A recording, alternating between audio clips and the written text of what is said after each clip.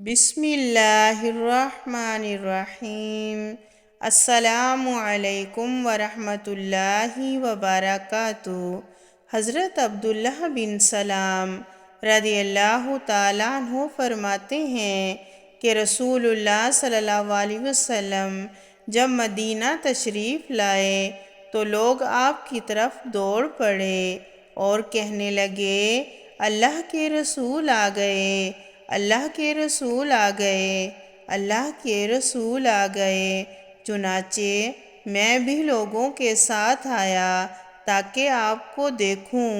پھر جب میں نے آپ صلی اللہ علیہ وسلم کا چہرہ مبارک اچھی طرح دیکھا تو پہچان گیا کہ یہ کسی جھوٹے کا چہرہ نہیں ہو سکتا، اور سب سے پہلے بات جو آپ نے کہی وہ یہ تھی، لوگو سلام پھیلاؤ، کھانا کھلاؤ، اور رات میں جو لوگ سو رہے ہوں تو نماز پڑھو،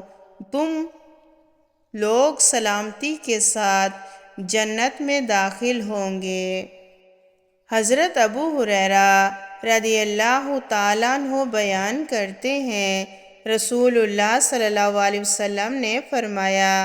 اللہ اس بندے پر رحم فرمائے جو رات کو اٹھ کر تہجد پڑھے، اپنی اہلیہ کو جگائے اور وہ نماز پڑھے، لیکن اگر وہ انکار کرے تو اس کے چہرے پر پانی چھڑکے، اللہ اس عورت پر رحم فرمائے جو رات کو اٹھ کر تہجد پڑھے،